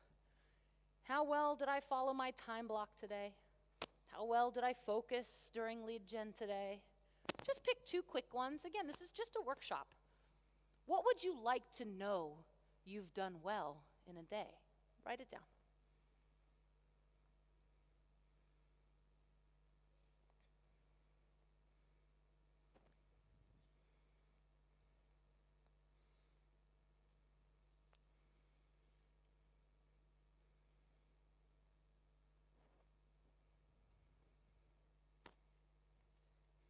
Brilliant book, by the way. Everyone should read Triggers. It's a really, really great book. All right, as we finish out here, number 7, radical honesty and vulnerable assessment of my choices. Woohoo! We learn in bold that there's 2 questions. 2 questions we ask every single day. So when you close the bookend of your day, you look back at all the choices you made, the successes, the failures, the moments you showed up great, the moments you showed up not so great. You want to make sure you're doing an assessment of the choices you made. There are hundreds of moments that make up your day, and taking just a few minutes at the end to do about what we just talked about and really take an assessment, plus asking yourself these 2 questions, is going to help you find better more. So the 2 questions are simple. What did I learn, and what did I do well? That's it. So first one, easy, learning, right? My best friend Kirsten loves to say, every day is a school day. We are constantly learning stuff, maybe from a book or a class, from an experience we had, a conversation we're engaged in, maybe from something we learned the hard way, a failure, right? There's so many ways that we're learning every day, and we rarely document it. What a shame. If you were to write down just one thing you learned each and every day, you'd have a chapter of lessons after a month. You would have a volume after a year. You'll have an encyclopedia at the end of your life. The simple act of reflecting on one thing you learned has a compounding effect on how you learn. The second question we ask ourselves is, what did I do well today? This gives you an internal recap pep talk. Woo! What did I do well today? No matter how the day went, no matter what your results were, no matter the choices, chances are you did something well, right? Please say yes. So finding that goodness and reflecting on it is important. Conditioning your mind to see the good not just in the world around us, especially in the world within us, is critical to cultivating that growth mindset. So this is like when you were a kid and you learned how to play hide and seek. You only find what you go looking for. So at the end of the day, what are you looking for? Look for the good. We are flooded with negative images and thoughts. And when it comes to happiness, positivity, goodness, we've got to be on the lookout. This daily routine is so simple, so easy, so profound. You can do it right now. Oh, shocker, workbook, check that out. Oh my gosh, there it is. Holy cow. Even though it's not even noon, I can look out here and I can guarantee everybody in this room has learned something today. Have you?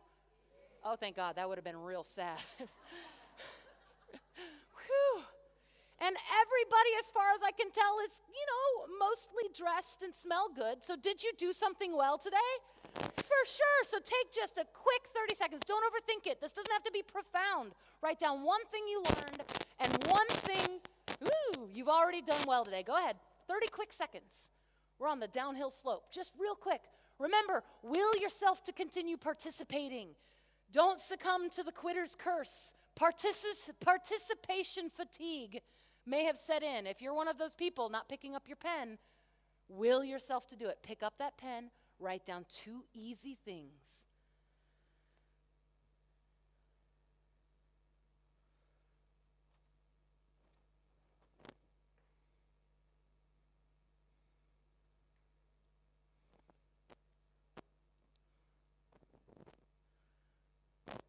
Good work. Good work. And the last one, readying myself to come back better tomorrow. Woo! This last one is so easy it might shock you.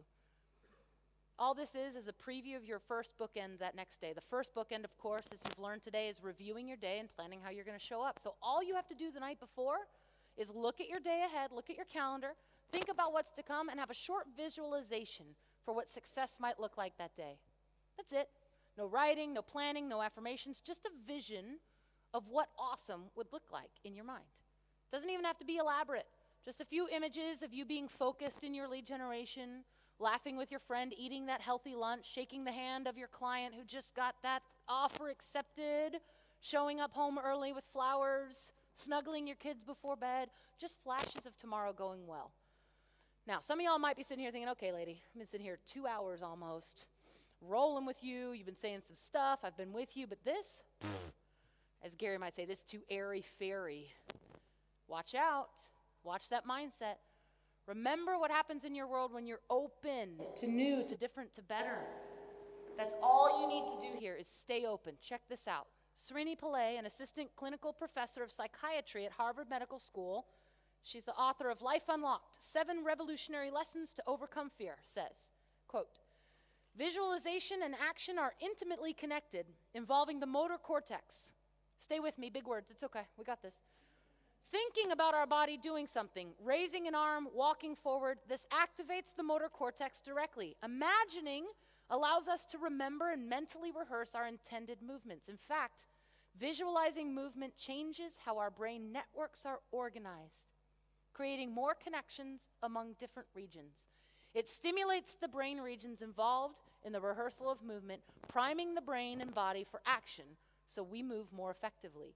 Even picturing others in motion warms up the action brain and helps us figure out what we want to do and how we can coordinate our actions with the people around us. Over time, the brain learns our routine movements, allowing these actions to become more automatic and more fine-tuned. Holy cow. Thanks, doctor. Do you know what this is? It's an easy button. It's an easy button. Who amongst us wouldn't want to tap into a brain hack that literally makes choosing more easier? You can choose more better just by thinking about it. This is brain science stuff, y'all. This is the real deal. I don't know about you. I may not be good at all the mathing. I may not be great at all the school stuff. However, if someone tells me I can get success easier if I simply picture myself succeeding, I'm going to do it. Like all the time. Next time you see me staring off into space, don't bother me. I'm picturing something amazing happening, all right? So professionals use visualization all the time. Great listing agents do the Superman pose as they get ready to sign that contract. Bold coaches visualize a room of engaged students learning and changing their lives. Springbok players on the field before the game, fist clenched overhead, picturing that victory as they run off. The only difference between those and you is they make the choice to do it. They simply choose better more. And now the good news is, so will you. Sitting here for an hour and a half, 2 hours, 3 hours, it won't change you. You will change you. When you commit every year, every month, every day, every hour, every moment, to make better choices than you did the year, the month, the day, the hour, the moment before, you will change. It's not going to happen overnight, though. This takes commitment, takes failure, it takes celebration. You're going to have to create a plan to put this into the action. You need to think of it, plan it out, commit to it, and then what do we have to do?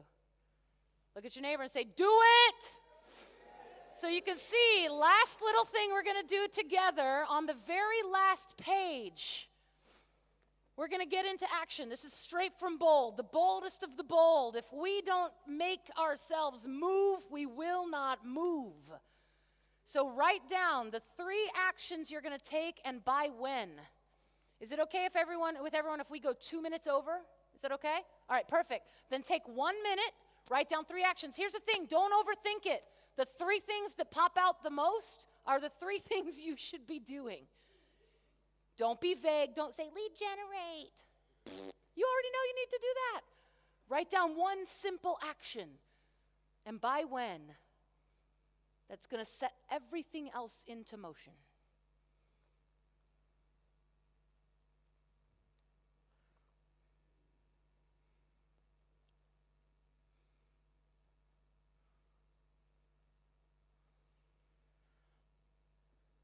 Oh, you all are so good.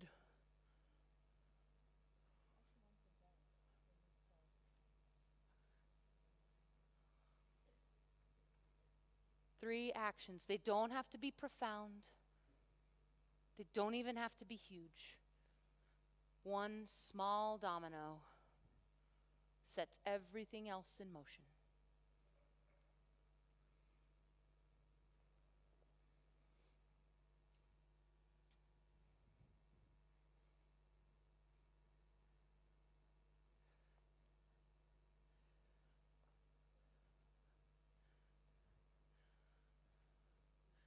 Now here's the kicker. This is the tough part. There's a second section on this page. Yeah, it's really hard to read. If you are someone who's prepared to move, then your assignment during lunch today is to have an accountability partner discussion. Define who your accountability partner is going to be. Define specifically how you're going to connect after this. This will be over. Y'all, everybody going home pretty soon. This class does nothing if you do nothing. You're going to decide how you'll connect, by what day, and then if you want to have a little fun with it, you can put in a penalty. Accountability should be painful. If it's not painful, you're doing it wrong. It should hurt. The thought of not doing the thing should hurt. So if you are so bold, that's your assignment during lunch. How many of you will do it? 4 of you. That's great. Good job, Molly. You did it. You're a great teacher. Super great. I'm not going to ask you to raise your hands. I simply want to remind you all that you have an opportunity to change. You have an opportunity to grow. This will not be easy. It won't always be pretty. It's never going to be perfect, yet it's yours. Gary teaches us you can be anywhere you want to be 5 years from today. Holy cow. Anywhere you want to be. I'm in South Africa, y'all. Dang. You can be anywhere you want to be. But he cautions us that we won't get there by accident. The opportunity belongs to you. I'll close with this. Mark King, the president of Keller Williams, says every moment you're either preparing yourself for your next opportunity or you're robbing yourself based on the choices you make. Every moment you're either preparing yourself for the next opportunity or you're robbing yourself of it based on the choices you make. Choose better, more, my friends, and better will be your reality. Thank you all very much. It was really, really great getting to come chat with you. Thank you. Oh my gosh.